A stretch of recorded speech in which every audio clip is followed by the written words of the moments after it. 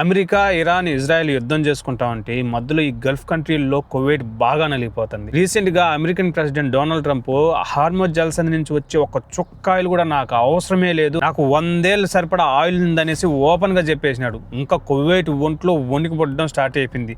ప్రతి ఒక్క కంట్రీకి ఫోన్ చేసి, ఈవెన్ ఇండియా, రష్యా, చైనా అన్ని కంట్రీలకి ఫోన్ చేసేసి దయచేసి ఆ హార్మోజ్ జలసంధిని ఓపెన్ చేసేటట్టు చూడమంటుంది. కువైట్ నుంచి పోయే ప్రతి ఒక్క చుక్క ఆయిల్ అయినా కానీ ఆ సముద్రం గుండా ద్వారానే వెళ్ళాలా, వేరే ఆప్షనే లేదు. ఇది ఇలాగే కొనసాగితే రాబోయే కాలంలో చాలా ఇబ్బందులు పడతాయనేసి కూడా కువైట్ కి తెలుసు. అసలు కువైట్ కి యూఏఈనే ఎందుకు ఎక్కువ టార్గెట్ చేసింది ఇరాన్? ఈ వార్ ఇలాగే కొనసాగితే కువైట్ లో పనిచేసే డ్రైవర్లకు కానివ్వండి, ఖద్దామాలకు కానీ తన సిటిజన్స్ ని ఎన్నేళ్ల పాటు ఆర్థికంగా పోషించగలదు అనేది ఈ వీడియోలో చెప్తాను. This is NS Vlogs, welcome to my channel. అణు ఆయుధాలు లేని ఏ దేశాలైనా కానీ ఇక మీదట అణు ఆయుధాలు తయారు చేసే దానికి ఐక్యరాజ్య సమితి ఒప్పుకోవాలి. 1970లో ఈ బిల్లు పాస్ చేసినప్పుడు అందరూ ఓటింగ్ చేసినారు. ఇరాన్ ఫస్ట్ లో ఒప్పుకోకపోయినా ఈ బిల్లుకి తన ఒప్పందంగా సంతకం కూడా చేసింది. కానీ తన శత్రువైన ఇజ్రాయెల్ దగ్గర అణు ఆయుధాలు ఉన్నాయని ఇరాన్ కి బలమైన నమ్మకం. కానీ ఇజ్రాయెల్ అయితే ఏ రోజు అధికారికంగా దీన్ని ఒప్పుకోవాలి. తన ప్రధాన శత్రువైన ఇజ్రాయెల్ దగ్గర అణుబాంబులు ఉంటే తన దగ్గర కూడా ఖచ్చితంగా ఉండాలని ఇరాన్ ఆశ. 1980లో ఇరాన్ యుద్ధం జరుగుతున్న సమయంలో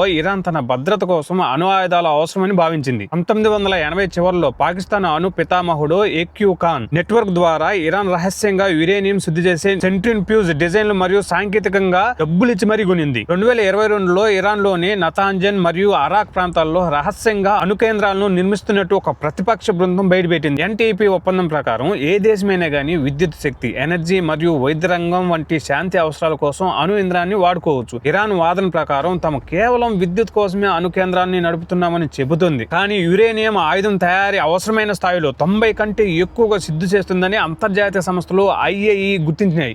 అప్పటి నుంచి ఐక్యరాజ్య సమితి మరియు అమెరికా ఆంక్షలు మొదలయ్యాయి. ఇంకా అమెరికా అయితే ఇరాన్ మీద అతి కఠినమైన ఆంక్షలు అయితే విధించింది. ఇరాన్ లో వ్యాపారం చేసి ఏ దేశానైనా అమెరికా తన మార్కెట్ లో మూసేస్తానని హెచ్చరించింది. తన ద్వారా ప్రపంచ వ్యాప్తంగా ఆంక్షలు అమలయ్యేలా చేసింది. దీనికి బ్రిటన్, ఫ్రాన్స్, జర్మనీ వంటి దేశాలు కూడా ఇరాన్ నుండి చమురు కొనుగోలును నిలిపేస్తూ ఆంక్షలు మద్దతుగా తెలిపాయి. ఇంకా గల్ఫ్ దేశాల్లో పూర్తిగా దానికి మద్దతు ఇచ్చినవి Saudi Arabia, UAE, Kuwait, Bahrain. Sorry by mistake Bahrain అని చెప్పాయండి, బహ్రెయిన్ కాదు, ఒమాన్. సో ఈ 4 కంట్రీలు ఇరాన్ కి వ్యతిరేకంగా ఓటేయడం వల్ల ఎప్పుడు కక్షతో రగిలిపోతా ఉండేది. ఇకపోతే ఇరాన్ కువైట్, దుబాయ్ మీద ఎక్కువ దాడి ఎందుకు చేస్తా తెలుసా? కువైట్ లో అమెరికాకు చెందిన అర్ఫజాన్ మరియు ఆలీ అల్ సెలం వంటి అతి పెద్ద బేసులు ఉన్నాయి. ఇరాన్ పై దాడులు చేయడానికి అమెరికాకు ఈ స్థావరాలను వాడుకోవచ్చనే అనుమానంతో ఇరాన్ ఎక్కువ టార్గెట్ చేసింది. ఇంకా అబుదాబిలో అయితే ఆల్ దఫ్రీ ఎయిర్ బేస్ ఉంది. అక్కడ నుంచి అమెరికా యుద్ధ విమానాలు ఫుల్ సెక్యూరిటీ ఇచ్చి ఇరాన్ పైన దాడులు చేసే అవకాశం కూడా ఉంది. అబుదాబి, దుబాయ్ ప్రపంచంలో టూరిజాన్ని కలిగిన దేశం ఒకటి. అండ్ USA, ఇజ్రాయెల్ కి సంబంధించిన ఎన్నో హోటల్స్, రెస్టారెంట్లు కూడా ఉన్నాయి.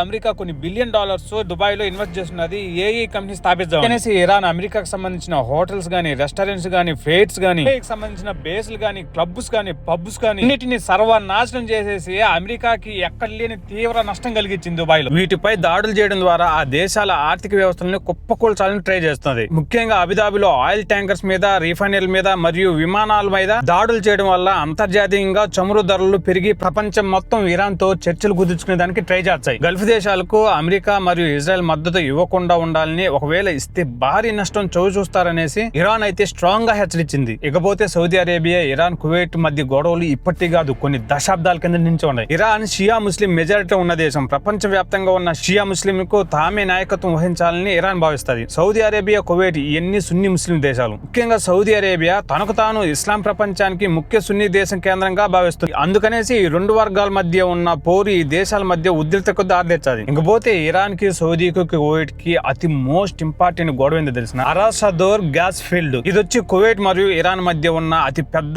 ఆర్థిక గొడవ. సముద్ర గర్భంలో ఉన్న దోరా కువైట్ పేరు లేదా ఇరాన్ పేరు అనే సహజ వాయు క్షేత్రంపై ఇరు దేశాలు హక్కుల కోసం, ఇటువైపు కువైట్, ఇటువైపు ఇరాన్, ఇరు దేశాలు హక్కుల కోసం కోరుతున్నాయి. కువైట్ మరియు సౌదీ అరేబియా కలిసి దీన్ని అభివృద్ధి చేయాలని చూస్తుంటే ఇందులో తమకు కూడా వాటా ఉందని ఇరాన్ వాదిస్తుంది. ఇది ఆర్థిక పరమైన పెద్ద వివాదం. ఇరాన్ మరియు సౌదీలు ఎప్పుడు నేరుగా యుద్ధం చేసుకో, ఇతర దేశాలు జరుగుతున్న గొడవల్లో చేరి పక్కా మద్దతు ఇస్తూ ఉంటాయి. ఉదాహరణకి యమన్ యుద్ధం, ఇక్కడ హౌతీ రెబల్స్ కు ఇరాన్ మద్దతు ఇస్తుంటే సౌదీ అరేబియా మరియు కువైట్ వారిని వ్యతిరేకిస్తుంటాయి. సిరియా, ఇరాక్ లో కూడా ఈ దేశాల్లో కూడా తమ అనుకూలమైన ప్రభుత్వం ఉండాలని ఈ దేశాలు ప్రయత్నిస్తూనే ఉంటాయి. ఇంకా సౌదీ అరేబియా మరియు కువైట్ ఒకటే గూడి కిందే ఉంటాయి. ఇరాన్ వీరికి పూర్తిగా వ్యతిరేక దిశలో ఉంటది. ఇక కువైట్ స్ట్రైట్ ఆఫ్ హార్మోజ్ జలసంధి ద్వారా ఒక చుక్క కూడా బయట దేశానికి ఆయిల్ ఎక్స్పోర్ట్ చేసుకుపోతే తన ఆర్థిక వ్యవస్థ అంటే తన నిల్వ చేసుకునే సంపదతో ఆ కువైట్ లో పనిచేసే డ్రైవర్లు కావచ్చు, వర్కర్లు కావచ్చు, ఆ కువైట్ లో ఉండే సిటిజన్స్ కి ఎన్నేళ్ళ వరకు జీతాలు ఇచ్చి ఎన్నేళ్ళ వరకు పోషించగలుగుతారు తెలుసా? ప్రస్తుతం ఇరాన్ యుద్ధం కారణం వల్ల స్ట్రైట్ ఆఫ్ హార్మోజ్ పూర్తిగా క్లోజ్ చేసింది. దీని వల్ల కువైట్ కి ఇది ఒక పెద్ద సవాల్ గా మారిపోయింది. కువైట్ తన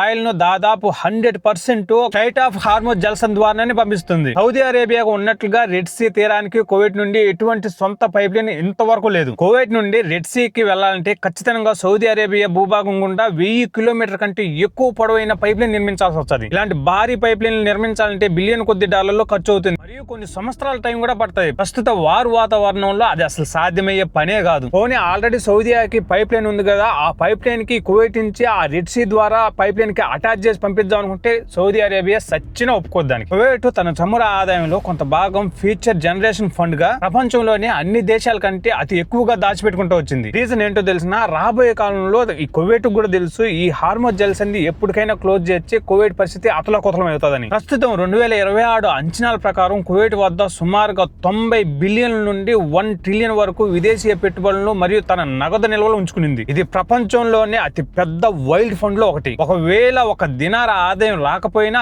కేవలం తన దగ్గర ఉన్న నిల్వలతో కువైట్ కనీసం 15 సంవత్సరాల నుండి 20 ఏళ్ల పాటు తన దేశ ప్రజలకు జీతాలు, సబ్సిడీ మరియు ఇతర అవసరాలు తీర్చగలదు. ఇంకా తన దేశంలో ఉండే డ్రైవర్స్ ని, ఖద్దామాలని వాళ్ళ దేశాలకు పంపించుకుంటే 25 ఏళ్ల నుంచి 35 ఏళ్ల వరకు సబ్సిడీ ఇవ్వగలుగుతుంది. కానీ డబ్బులు ఒకటి ఉంటేనే కాదే ముఖ్యం, దానికి తోడుగా ద్రవ్యోల్బణం కూడా కావాలి. అంటే ఇంపోర్టెడ్ అండ్ ఎక్స్పోర్టెడ్ బయట కంట్రీల నుంచే వస్తువులతోనే 90% కువైట్ ఆధారపడి ఉన్నది. కువైట్ దగ్గర డబ్బులు ఉన్నప్పటికీ ఎగుమతులు ఆగిపోతే కొన్ని తక్షణ సమస్యలు ఎదురవుతాయి. ఆహార పదార్థాలు మరియు ఇతర వస్తువులు దిగుమతి ఆగిపోతే ధరలు ఆకాశానికి దవ్వుతాయి. దినారు విలువపై ఒత్తిడి పెరిగి తగ్గే అవకాశాలు ఉంటాయి. చమురు బావుల నిర్వహణ మరియు టెక్నాలజీ సమస్య తలెత్తుతాయి. కాబట్టి ఇరాన్ జలసంధి మూసేసిన కువైట్ కి వెంటనే ఆర్థికంగా దెబ్బ అయితే కాదు, కానీ అంతర్జాతీయంగా చమురు కొరత ఏర్పడి ప్రపంచం మొత్తం ఇబ్బందులు పడతాయి.